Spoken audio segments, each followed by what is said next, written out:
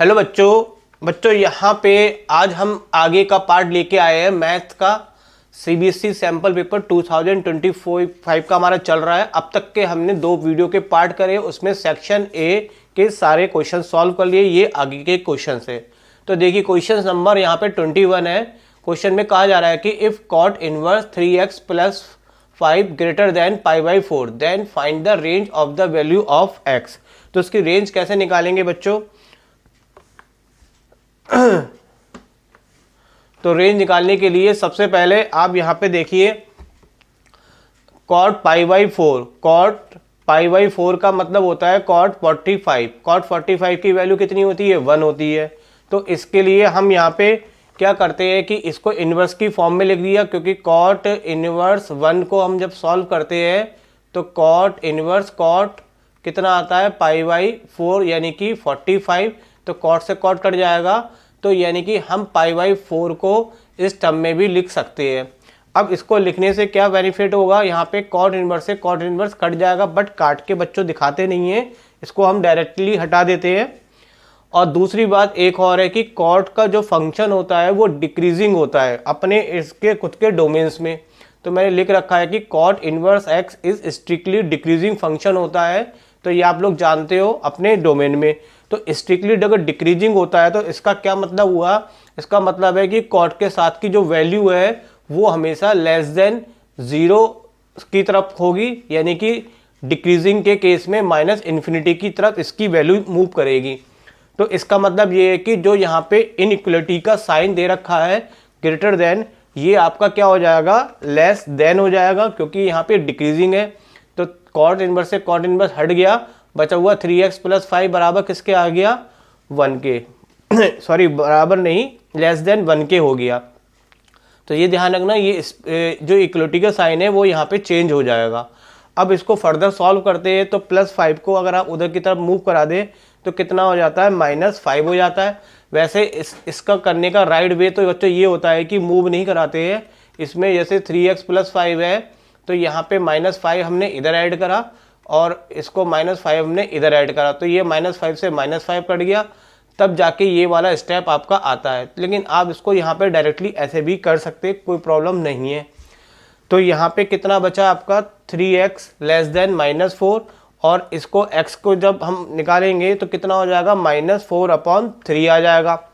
अब देखिए आपको यहाँ पे इसकी क्या बतानी थी बच्चों? रेंज बतानी थी। तो रेंज क्या हो गई? x की वैल्यू जो आई है वो -4/3 आई है।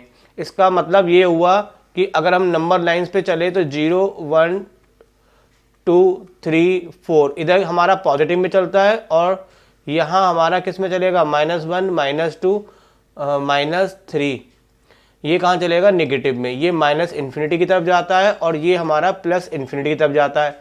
तो 3/4 का मतलब 1.1 कुछ लगभग यहाँ पे आपके पड़ेगा। तो ये वैल्यू हमारी, चूंकि कॉट का जो होता है वो स्ट्रिक्टली डिक्रीजिंग फंक्शन होता है, तो ये इसकी रेंज बच्चों यहाँ पे कितनी आ जाएगी? -∞ से -4/3 के बीच में लाई करेगी। तो यहाँ पे ये इसकी बच्चों क्या आ गई? आपकी रेंज आ गई।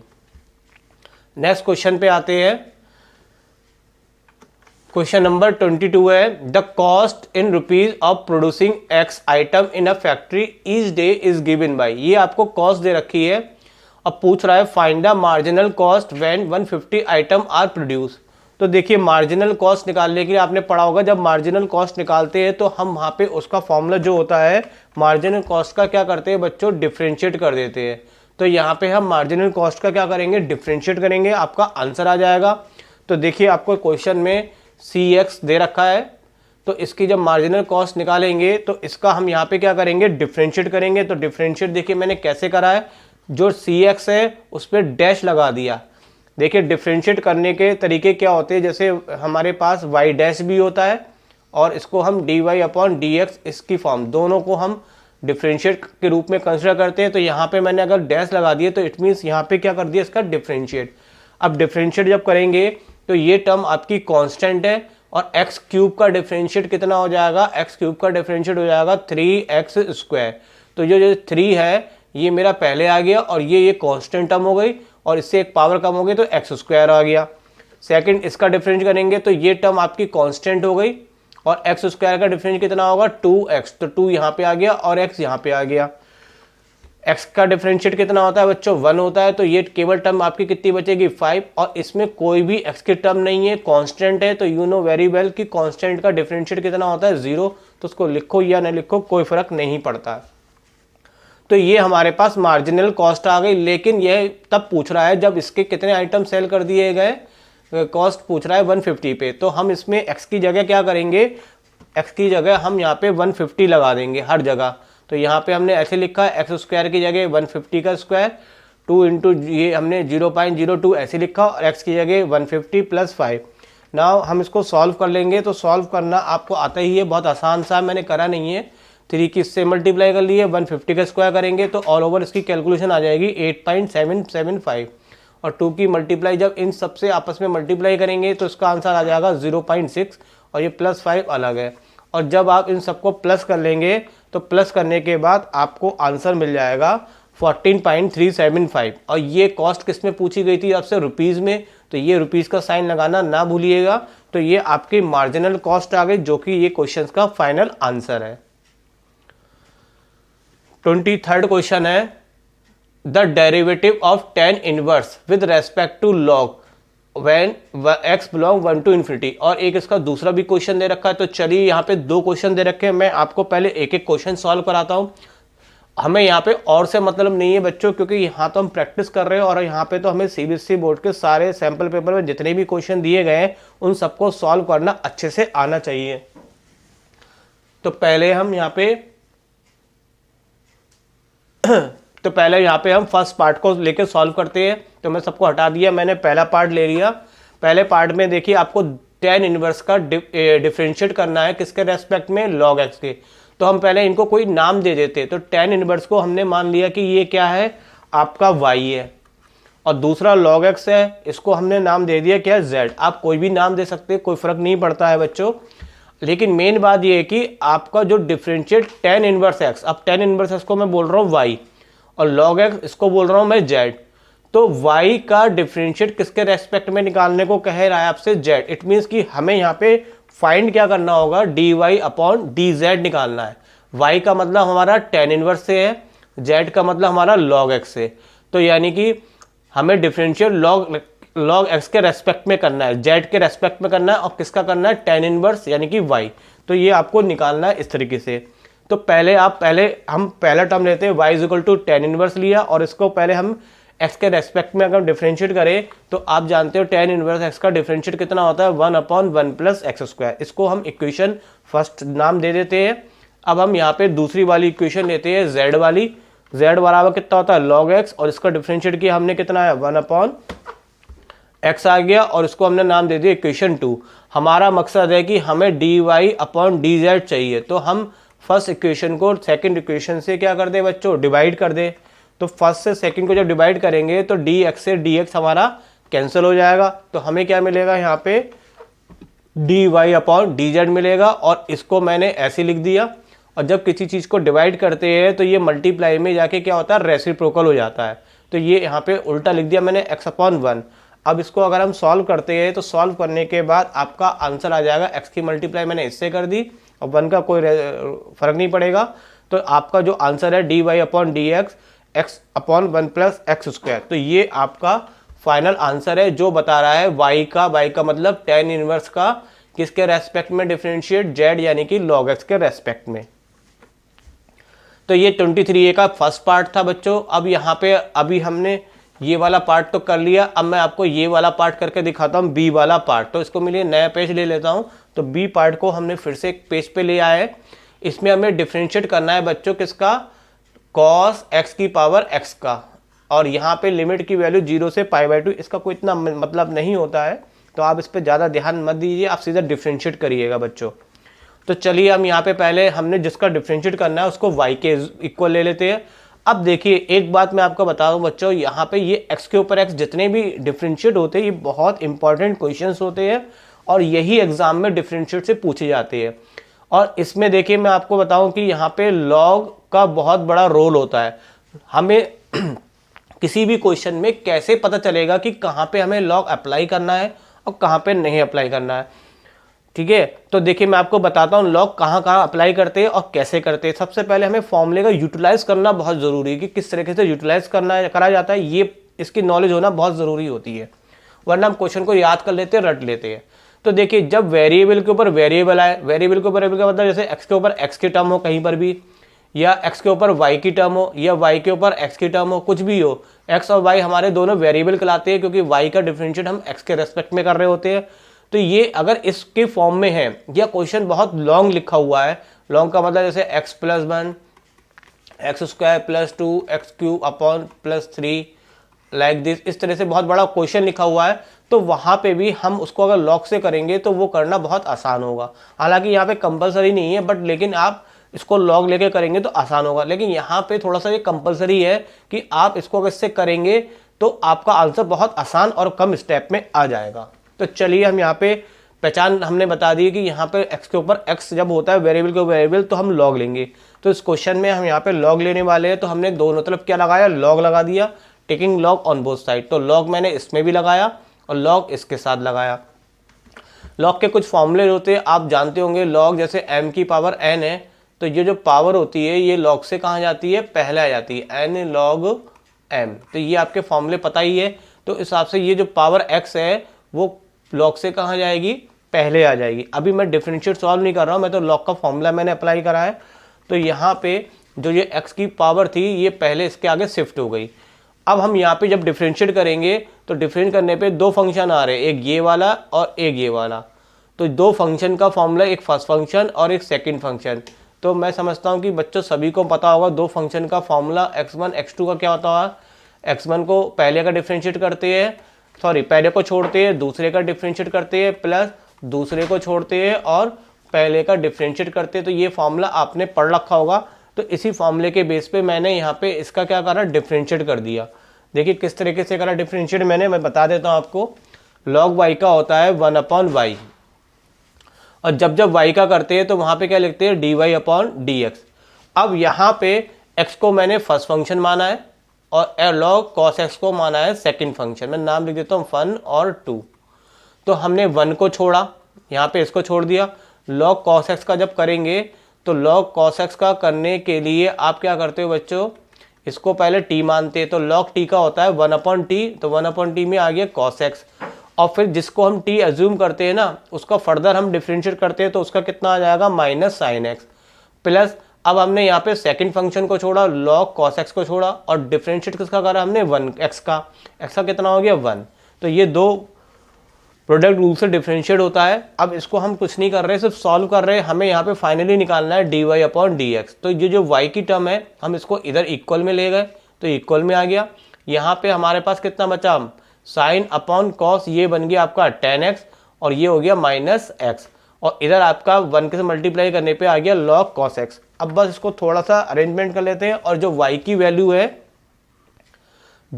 वैल्यू है वो लगाना मत भूलिएगा। ये y की जगह आप यहाँ पे लगाएंगे जो क्वेश्चन में दिया गया था, वो cos x की पावर x, और इसको मैंने प्लस की टर्म को पहले इधर लिख दिया है और ये माइनस की टर्म है मैंने इसको इधर लिख दिया।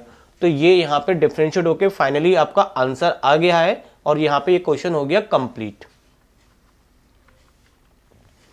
फिर 24 में भी बच्चों दो पार्ट दे रखे हैं, तो पहले हम एक एक पार्ट ले लेते हैं। तो पहले मैं फर्स्ट पार्ट पे आ जाता हूँ। फर्स्ट पार्ट मैंने ले लिया क्वेश्चन का। इसमें आपको दे रखा है वेक्टर a दे रखा है, वेक्टर b दे रखा है, वेक्टर c दे रखा है, और ये कहा जा रहा है कि vector b plus lambda c जो है वो परपेंडिकुलर है a वेक्टर के, then find the value of lambda. बहुत ही आसान क्वेश्चन है, आपको बस फॉर्मूला पता होना चाहिए कि हम जानते हैं ये फॉर्मूला क्या होता है। अगर दो वेक्टर a और b हमारे पास होते हैं और वो दो दूसरे के परपेंडिकुलर हो, मीन्स 90 डिग्री पे हो, तो आपने वेक्टर की डॉट प्रोडक्ट की प्रॉपर्टी पढ़ रखी होगी, a डॉट b की वैल्यू कितनी होती है, 0 होती है। तो देखिए आपके पास एक वेक्टर यहाँ पे b प्लस लैम्डा c है, और दूसरा वेक्टर क्या है, a वेक्टर है, और ये कहा जा रहा है कि ये इसके परपेंडिकुलर है। तो इसका मतलब इन दोनों का डॉट प्रोडक्ट कितना होगा बच्चों, 0 होगा। तो यानी कि ये एक वेक्टर मैंने b प्लस लैम्डा c यहाँ से लिया और a वेक्टर मैंने यहाँ से लिया, और इन दोनों का डॉट प्रोडक्ट 0 इसलिए रखा क्योंकि ये यहाँ पे परपेंडिकुलर है। अब करना कुछ नहीं है बच्चों, बस केवल वैल्यू आपको लगा देनी है। जैसे b की वैल्यू आपके पास कितनी है, -i + 2j + k है, तो ये वैल्यू मैंने b की जगह लगाई, प्लस लैम्डा तो हमें फाइंड आउट करना है, और सी की वैल्यू आपको दे रखी है 3i प्लस जे डॉट, और ए की वैल्यू आपको दे रखी थी 2i plus 2j plus 3k। तो पहले हम बिग ब्रैकेट का पार्ट सॉल्व करेंगे। इसको सॉल्व करने के लिए हमने यहाँ पे क्या करा, i की टर्म को एक जगह कलेक्ट करेंगे, j की टर्म को एक जगह और k की टर्म को एक जगह। किस तरीके से देखिए, i इसको मैं थोड़ा सा यहाँ पे करके दिखाता हूँ तो आपको समझ में आ जाएगा। i plus 2j plus 3 plus k, और यहाँ पे लैम्डा को मल्टीप्लाई करा 3i प्लस लैम्डा j। अब देखिए i में से कॉमन ले लीजिए, i में से कॉमन आ जाएगा तो यहाँ पे बचेगा -1 और यहाँ पे बचेगा 3 लैम्डा। फिर j में से j कॉमन ले लेंगे तो यहाँ पे बचेगा 2 और यहाँ पे बचेगा लैम्डा, और ये केवल k अकेला रह गया। तो इस तरीके से हमने इसको सॉल्व करा। अब हम डॉट प्रोडक्ट जानते हैं, जब डॉट प्रोडक्ट मल्टीप्लाई करते हैं तो i के साथ मल्टीप्लाई करी जाती है, क्योंकि i डॉट i कितना होता है 1 होता है, और i के साथ j की मल्टीप्लाई नहीं करते हैं। क्यों नहीं करते हैं? क्योंकि डिफरेंट के साथ कितना होता है 0 होता है। तो डॉट में बहुत सिंपल मल्टीप्लाई आपको करनी है, i के 100 i के साथ करेंगे, j की j के साथ और k की k के साथ। तो चलिए मल्टीप्लाई कर लेते हैं। तो यहाँ पे i डॉट i तो 1 बन जाएगा, केवल कोफिशिएंट ले लेंगे, 2 की मल्टीप्लाई करेंगे हम इससे। तो मैंने यहाँ पे लिख दिया 2 की मल्टीप्लाई यहाँ पे इससे करी, और 2 प्लस लैम्डा j की किससे करेंगे हम, j से करेंगे, और k की किससे करेंगे, k से। तो 3 × 1 3। अब इसको हम फर्दर सॉल्व कर लेते हैं, बहुत आसान हो गया अब तो करना आपके लिए। 2 से इसकी मल्टीप्लाई करी -2, 2 की मल्टीप्लाई 3 लैम्डा से करी 6 लैम्डा, 2 2 जा 4 और 2 लैम्डा प्लस 3। इसको फर्दर अगर हम सॉल्व कर ले तो लैम्डा की टर्म हमारे पास 6 और 2 कितना हो गया 8 लैम्डा, 4 में से 2 गया 2 और 4 और 2 कितना हो गया 5। और इसको सॉल्व करेंगे तो ए की लैम्डा की वैल्यू आ जाएगी -5/8। और यही आपको फाइंड आउट करना था, क्योंकि आपसे कहा जा रहा था कि find the value of lambda. तो लैम्डा का जो आंसर है वो हो गया -5/8। अब बच्चों आते हैं हम इसके, हमने देखिए 24 का भी ये वाला पार्ट करा। अब बी वाला पार्ट करेंगे, बहुत इंटरेस्टिंग क्वेश्चन है बी वाला। तो इसको मैं डायग्राम, मज़ेदार डायग्राम से कराऊंगा, बहुत ही आपको एंजॉय भी आएगा और अच्छा भी लगेगा। तो कैसे करेंगे चलिए देखते हैं इसको। सबसे पहले आपसे कहा जा रहा है कि कोई पर्सन है जो वो स्टैंडिंग है कहाँ पे, ओरिजिन पे, और एक वॉचिंग कर रहा है किसको, एरोप्लेन को देख रहा है, जिसके कोऑर्डिनेट इतने हैं। बहुत ही मज़ेदार डायग्राम बनाता हूँ मैं आपके लिए बच्चों, ताकि आपको ये क्वेश्चन हमेशा याद रहेगा। एक्स वाई जेड, आप यू नो वेरी वेल कि तीनों एंगल कितने पे होते हैं, 90 डिग्री पे होते हैं। ठीक है, तो ये मैंने तीनों एक्सिस बताई। अब देखिए पर्सन कहाँ पे खड़ा है, ओरिजिन पे। ओरिजिन आप जानते हो जहाँ पे तीनों एक्सिस मीट करती है, that point is called origin. तो मैं आपको एक मज़ेदार पर्सन बना देता हूँ। तो ये पर्सन भी यहाँ पे मैं खड़ा कर देता हूँ, क्योंकि यहाँ पे कहा गया था एक पर्सन खड़ा हुआ है। अब वो किसको देख रहा है, एक एरोप्लेन को देख रहा है। एरोप्लेन के कोऑर्डिनेट कितने दे रखे हैं, 4003। तो सबसे पहले तो आप ये पता करेंगे 403 ये कहाँ पे लाई करेंगे। तो देखिए ये x हो गया, ये y हो गया और ये z। तो y की कोऑर्डिनेट यहाँ पे 0 है, इसका मतलब ये x और z प्लेन में लाई करेंगे। तो z और x, तो यहाँ कहीं वो लाई करेंगे। तो मैं इसको यहाँ पे लाई करा देता हूँ ये पॉइंट। और यहाँ पे वो किसको देख रहा है बच्चों, एरोप्लेन के। तो देखिए मैं आपको हवाई जहाज भी बना के दिखाऊंगा और उड़ा के भी दिखाऊंगा। तो ये हमारा हवाई जहाज उड़ के आ गया। ठीक है बच्चों, तो यहाँ पे ये बालक जो है, ये बालक कह लो या पर्सन कह लो, ये क्या कर रहा है, हेलीकॉप्टर को उड़ता हुआ देख रहा है। अभी इसका मन नहीं भरा बच्चों, तो ये दूसरा भी काम कर रहा है। उस बड़ा बदतमीज बालक है, तो ये उसी टाइम पे देखना चाहता है कि पक्षी अगर किस कोऑर्डिनेट पे बैठ जाए, बी पे। तो देखिए बी के कोऑर्डिनेट कितने देखे, 0 0 1। 0 0 का 1 का मतलब x0 y0 केवल z। तो ये पॉइंट कहाँ पे लाई करेगा, आपका z पे लाई करेगा।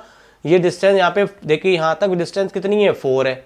तो यहाँ पे कहीं डिस्टेंस कितनी होगी, इससे नीचे लेंगे। तो ये हमने पॉइंट बना लिया b का 0 0 1। और यहाँ पे ये ही बालक जो है वो किसको देख रहा है बच्चों, उड़ते हुए पक्षी को देख रहा है। तो चलिए पक्षी भी उड़ते हुए ले आते हैं हम। तो ये हमारा एक पक्षी भी आ गया उड़ते हुए। तो ये बालक यहाँ पे एक ही समय पे इसको भी देख रहा है और इसको भी देख रहा है। इसका मन नहीं भरता इसलिए दोनों को देख रहा है। चलिए ये तो क्वेश्चन था।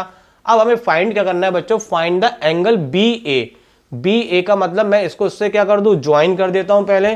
तो ये हमने ज्वाइन कर दिया बी ए। वो x से कितना एंगल बनाएगा, y से कितना बनाएगा, z से एंगल कितना बनाएगा, ये मैं भी बात को बात करूंगा। पहले हम बच्चों बी ए निकालेंगे, बी ए वेक्टर निकालेंगे। उसके बाद मैं आपको बताऊंगा कि ये किस तरीके से एंगल बनाएगा। तो बी ए निकालने के लिए देखिए हमारे पास क्या क्या चीज़ें, उसके लिए तो मैं फॉर्मूले की लिस्ट बना के रख रखी है, ये फॉर्मूले यहाँ पे अप्लाई होने हैं। मैं इसको बात को डिस्कस करता हूँ, पहले मैं आगे की चीज़ को बताता हूँ। आपके पास अवेलेबल क्या है, देखिए एक ओरिजिन है आपके पास, ठीक है, एक ए के कोऑर्डिनेट दे रखे थे आपको और एक बी के कोऑर्डिनेट दे रखे थे। अब आपको इन कोऑर्डिनेट से बी किसकी वैल्यू निकालनी है, बी ए की। तो देखिए आपने पढ़ रखा होगा यहाँ पे ओ से ओरिजिन से जो वेक्टर बनता है वो कहलाता है आपका पोजीशन वेक्टर कहलाता है। तो हम पहले ओ ए निकालते हैं। ओ ए निकालने का तरीका क्या, पोजीशन वेक्टर, तो ए के जो कोऑर्डिनेट है उसमें हम आई जे के लगा देंगे, तो ये हमारा पोजीशन वेक्टर क्या आ जाएगा, ओ ए आ जाएगा। सिमिलरली तौर पे हम बी वेक्टर की पोजीशन वेक्टर निकालते हैं, ओ बी वेक्टर, तो ये हमारा हो गया पोजीशन वेक्टर। सॉरी, ये तो मैंने भी इसको सॉल्व करा है 4i + 3k। अब हम पोजीशन वेक्टर ओ बी निकालते हैं। ओ बी निकालने में जो कोऑर्डिनेट दे रखे हैं, ये आई, ये जे और ये के, 0 0 को हटा देते हैं तो केवल ओ बी वेक्टर हमारा कितना बचा, के बचा। बट हमें निकालना क्या था, बी ए वेक्टर निकालना था। बी ए वेक्टर हमारा कहलाता है डिस्प्लेसमेंट वेक्टर। डिस्प्लेसमेंट वेक्टर देखिए कैसे निकलेगा आपका यहाँ पे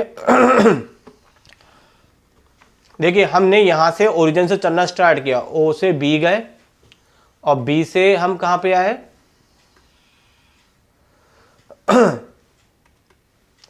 बी से हम आए ए पे, तो इन दोनों का प्लस हो गया। लेकिन यहाँ पे हम इधर की तरफ ना आके इसके अपोजिट डायरेक्शन आ रही है, तो ये पार्ट कहाँ चला जाएगा आपका, इक्वल में चला जाएगा। तो ये आपका इन दोनों का रिजल्टेंट शो कर रहा है। और जब हम बी ए निकालेंगे इससे, तो बी ए निकालने का फॉर्मूला बन जाएगा, ये ओ बी की टर्म कहाँ जाएगी, इधर आ जाएगी। अगर आपको बच्चों ये कुछ याद ना हो तो मैं बहुत एक आसान सी चीज़ बताता हूँ। जब भी डिस्प्लेसमेंट वेक्टर निकालना होता है तो जो बाद का नाम होता है उसे पहले लिख देते हैं और जो पहला नाम होता है उसको बाद में, और दोनों को क्या कर देते हैं, माइनस। तो ये डिस्प्लेसमेंट वेक्टर निकाल सकते हैं हम पोजीशन वेक्टर से। पोजीशन वेक्टर वो होते हैं जिनको ओरिजिन से रिप्रेजेंट किया जाता है। अब तो कुछ नहीं है, अब तो इसकी वैल्यू लगा दो आप। देखिए ओ ए की वैल्यू मैंने लगाई कितनी, 4i + 3k, और ओ बी की वैल्यू लगाई कितनी, -k, और 3k में से k गया, बचा कितना, 2k। तो ये आपका आ गया बी ए वेक्टर आ गया। अब देखिए क्वेश्चन हमें बी ए वेक्टर निकालने को नहीं कहा गया था, क्वेश्चन में ही कहा गया था ये बी ए वेक्टर जो है वो एक्स वाई जेड एक्सिस से कितना एंगल बनाते हैं। तो चलिए मैं आपको लिए एंगल बना के दिखाता हूँ। ये हमारा बी ए वेक्टर हो गया और ये इसको मैंने बी ए वेक्टर नाम दे दिया। ये लाइन ड्रॉ करी है ये एक्स से जो एंगल बना रहा है उसको अल्फा कह रहे हैं, जो वाई से ये एंगल बना रहा है उसे क्या कह रहे हैं, वाई, और जो ये जेड से बना रहा है उसे क्या कह रहे हैं, गामा। तो इन अल्फा बीटा गामा के हमें क्या निकालने हैं, आंसर्स निकालने हैं। अब देखिए फॉर्मूले की बात करेंगे तो अल्फा बीटा गामा के लिए फॉर्मूले देखिए क्या होता है, डीसीएस पढ़ रखे हैं, एल एम एन। एल बराबर होता है कॉस अल्फा के, एम बराबर कॉस बीटा के, और ये कॉस गामा के। और एलिमेंट निकालने का फॉर्मूला होता है a/√a² + b² + c²। देखिए यहाँ पे जो हमें जो वेक्टर बी ए दे रखा है इसी का ही हमें निकालना है एलिमेंट, और उसी से हम निकाल देंगे अल्फा बीटा। अब देखिए एलिमेंट निकालने के लिए पहले देखेंगे हम सब में, देखिए ये तीनों में ये स्टेप कॉमन आ रहा है, तो पहले हम इस कॉमन की वैल्यू निकाल लेते हैं ताकि करने में आसानी हो जाए। तो सबसे पहले हम √a² b² + c² की वैल्यू निकालेंगे। ये वैल्यू देखो बच्चों कैसे निकलेगी, जो आपको ये वेक्टर दे रखा है क्या, बी ए वेक्टर कितना दे रखा है, 4i + 2k। इसकी कंपेयर करेंगे हम किससे, ai + bj + ck। तो जो a है वो कितना है आपका 4 है, जो b है उसमें j की वैल्यू नहीं है तो कितना हो गया 0, और c की वैल्यू कितनी हो गई 2। तो ये a की वैल्यू हमने यहाँ पे 4 लगाई, b की वैल्यू हमारे पास इसमें है ही नहीं क्योंकि यहाँ पे 0 है, और c की वैल्यू कितनी लगाएंगे यहाँ पे 2। तो ये इस तरीके से हमने वैल्यू लगा दी। अब इसको अगर हम सॉल्व करते हैं तो सॉल्व करके कितना आ जाएगा, सबसे पहले मैंने इसको सॉल्व करा, 4 4 = 16, 2 2 = 4, आ गया 20। 20 को हम लिख सकते हैं 4 × 5, 4 को हमने अंडर रूट बाहर निकाला 2√5। तो फाइनली हमारे पास क्या हो गई, जो सब में कॉमन आ रहा था a² + b² c², इसकी वैल्यू हमने यहाँ पे निकाल के रख ली। अब हम L का फॉर्मूला लगाते हैं। L का फॉर्मूला हमारे पास कितना है, a/√a² + b² + c²। a की वैल्यू आपके पास i के साथ वाली होती कितनी हो गई, 4 हो गई, और जो अभी हमने इसकी वैल्यू कैलकुलेट करके रखी है 2√5 हो गई। इसको इससे कैंसिल करेंगे तो कितना आ जाएगा, 2/√5 आ जाएगा। और ये किसके बराबर है बच्चों, यहाँ पे ये कॉस अल्फा के बराबर है। अब बट हमें यहाँ पे अल्फ़ा निकालना है, तो अल्फ़ा को निकालने के लिए ये वैल्यू टेबल में नहीं आती है, तो अल्फ़ा निकालने के लिए कॉस को जब इक्वल में ले जाते हैं तो ये कॉस इन्वर्स बन जाएगा। तो ये वैल्यू आ गई आपकी अल्फ़ा की। अब हम निकालेंगे किसकी, एम की वैल्यू। तो एम के लिए फॉर्मूला हमने फिर से लगाया, अब इसमें बी आ जाएगा, बी यहाँ पे 0 है, बी तो 0 और अपॉन वही वैल्यू लगाई हमने 2√5 और 0 को किसी से डिवाइड करते तो आंसर आ जाएगा 0। और एम किसके बराबर होता है, कॉस बीटा के, तो कॉस बीटा बराबर 0 और 0 वैल्यू कॉस में कितने की होती है बच्चों, कॉस 90 की वैल्यू कितनी होती है 0, कॉस से कॉस कट जाएगा तो बीटा की वैल्यू कितनी आ जाएगी, π/2 आ जाएगी। अब इसी तरह से हम तीसरा भी निकाल लेते हैं, n बराबर c/√a² b² c² और c की वैल्यू हमारे पास कितनी है, k का कोफिशिएंट 2 और अपॉन जो वैल्यू हमने निकाल कर रखी वो लगाई, 2 से 2 कट गया तो कितना बचेगा 1/√5 और n को क्या बोलेंगे, कॉस गामा, और ये वैल्यू टेबल में नहीं आती है, कॉस गामा को कॉस को उधर ले जाएंगे तो ये कॉस इन्वर्स आ जाएगा। तो बच्चों यहाँ पे हमसे क्या पूछा गया था, जो BA वेक्टर है वो x से कितना एंगल बना रहा है, अल्फा, तो अल्फा की वैल्यू देखिए हमारे पास आ गई है यहाँ पे, ठीक है। फिर y एक्सिस से ये वेक्टर कितना एंगल बना रहा था, बीटा, तो बीटा की वैल्यू हमारे पास कितनी आ गई, π/2 आ गई। इसी प्रकार से यहाँ से पूछ रहा था ये z से कितना एंगल बना रहा, गामा, तो गामा की वैल्यू आ गई। तो ये तीनों आपके क्या हो गए, इसके आंसर्स हो गए। और यहाँ पे ये क्वेश्चन इंटरेस्टिंग है, तो बच्चों आप जरूर कमेंट करना ये इस तरह के डायग्राम आपको पसंद आते हैं तो मैं आगे भी वीडियो में इसी तरह के डायग्राम आपके लिए मेहनत करूंगा, बनाते रहूंगा, क्योंकि यहाँ से ये मैं एक्चुअल चीज़ आपको दिखाने का मेरा पर्पस है। मैं कोई कॉमेडी नहीं कर रहा हूँ, मैं चाहता हूँ कि जैसा क्वेश्चन है हम वैसा उस रूप में देखें, तो उससे क्या होगा, हमारा विजुअलाइजेशन बढ़ेगा और हम उससे बहुत आसानी से सीख जाएंगे। चलिए बढ़ते हैं नेक्स्ट क्वेश्चन की ओर। नेक्स्ट क्वेश्चन है आपका 25। द टू को initial adjacent side of parallel दे रखी है, आपको दो वेक्टर दे रखे, फाइंड द डायगोनल निकालने और उसका एरिया निकालना है। तो पहले हम यहाँ पे एक इनके नाम दे देते हैं। जो पहले दो वेक्टर थे इसको हमने ए नाम दे दिया और जो दूसरा वेक्टर है उसको हमने कह दिया बी वेक्टर, ताकि करने में समझने में आसानी हो। अब हम यहाँ पे बच्चों जैसा क्वेश्चन में कहेगा वैसा करेंगे।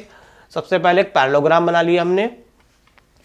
एडजेसेंट साइड किसे बोलते हैं, एडजेसेंट साइड बोलते हैं कि किसी, जैसे ये एक पॉइंट है, इससे लगी हुई जितनी भी साइड बनाएंगे, चाहे कहीं पर भी बना दे, इससे जुड़ी, तो ये सारी साइडें एडजेसेंट है। अगर मैंने एक साइड ऊपर खींची तो ये और ये एडजेसेंट साइड नहीं है, क्योंकि इसका इससे कोई कनेक्शन नहीं है।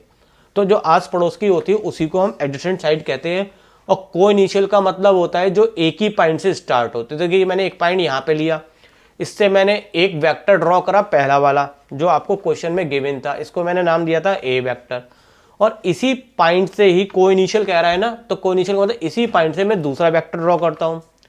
तो ये दूसरा वेक्टर जो है मैंने इधर ड्रॉ कर रखा है, जबकि मुझे यहाँ पे इधर ड्रॉ करना चाहिए था। चलिए कोई बात नहीं, मैं आगे से मैं इसको अभी लिख दूंगा, क्योंकि आप जानते हैं ये पैरेलल वेक्टर है, तो ये बी वेक्टर हमारा इधर से स्टार्ट होगा। मैंने पहले ये वाला ड्रॉ करना चाहिए था, इसको मैं बी वेक्टर कह देता हूँ। और ये दोनों वेक्टर आपस में इक्वल होते, इसलिए यहाँ पे कोई फर्क नहीं पड़ता, जबकि यहाँ पे क्वेश्चन के अकॉर्डिंग तो हमें यहाँ से बनाना चाहिए था। चलिए कोई बात नहीं, डायग्राम गलत नहीं है, डायग्राम सही है, बस मैंने पहला एनिमेशन करने का तरीका मेरा थोड़ा सा यहाँ पे स्टेप रॉन्ग हो गया। पहले मुझे इधर ड्रॉ करना था, वो फिर अपने आप आ जाता। चलिए कोई बात नहीं।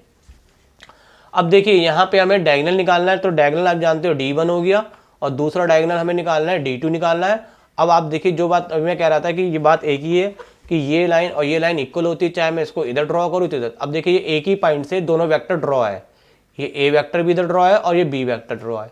अब ये इसके इक्वल है तो ये हो गया, और सामने वाला ए और ए आपस में क्या हो जाएंगे, ये इक्वल हो जाएंगे। अब इस पैरेललोग्राम का मैं नाम दे देता हूँ, तो ये ABCD मैंने नाम दे दिया।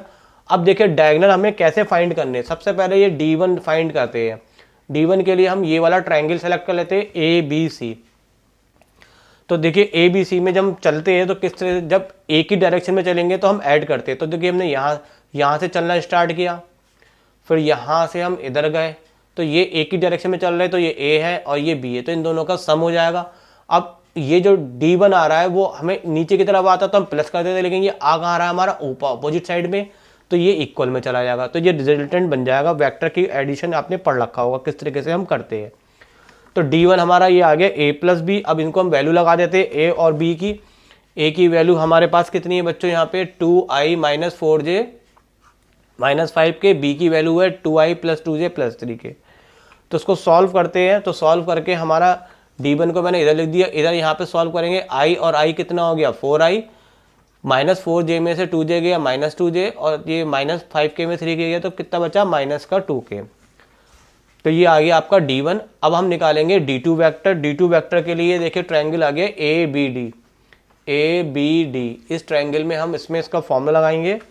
अब देखिए यहाँ पे भी हम किस तरीके से चल रहे हैं, हम पहले b की तरफ चले, b से फिर कहाँ गए, हम इधर की तरफ गए, तो एक ही डायरेक्शन चल रही है और ये डायरेक्शन अपोजिट हो जाती है, तो उसको हम इक्वल में रख देते हैं।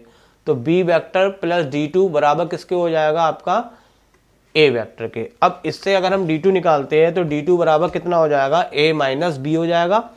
और इन दोनों की हम वैल्यू लगाते हैं। a की वैल्यू कितनी हो गई 2i -4j -5k, और b की वैल्यू लगा दी। अब इसको हम जब सॉल्व करेंगे तो सॉल्व करने के बाद कितना आ जाएगा, 2i से 2i कैंसिल हो जाएगा, माइनस का 4j और ये माइनस करेंगे तो -2j कितना हो जाएगा, माइनस का 6j, इससे मल्टीप्लाई करेंगे तो ये माइनस का 3k -3k और -5k कितना बन जाएगा, -8k। तो ये d2 की वैल्यू आ गई। तो एक पार्ट तो हमने यहाँ पे सॉल्व कर लिया। वो पूछ रहा था कि डायगोनल निकालिए, तो यहाँ पे d1 और d2 डायगोनल आ गए। अब उसके बाद दूसरा पार्ट इसमें पूछ रहा है find the area of the parallelogram. तो देखिए एरिया ऑफ पैरेललोग्राम वेक्टर के रूप में आपने फॉर्मूला पढ़ रखा होगा। जब भी एरिया निकालते हैं पैरेललोग्राम का तो फॉर्मूला होता है हाफ इंटू डायगोनल का प्रोडक्ट, क्रॉस प्रोडक्ट। अब देखिए क्रॉस प्रोडक्ट कैसे निकालते हैं, क्रॉस प्रोडक्ट निकालते हैं डिटरमिनेंट से। तो देखिए डिटरमिनेंट में i j के तो हम यहाँ पे कॉमन है वो लिख दिया। अब यहाँ पे a वेक्टर के कोफिशिएंट लिखेंगे। a वेक्टर के कोफिशिएंट 4 -2 यहाँ पे लिख दिया।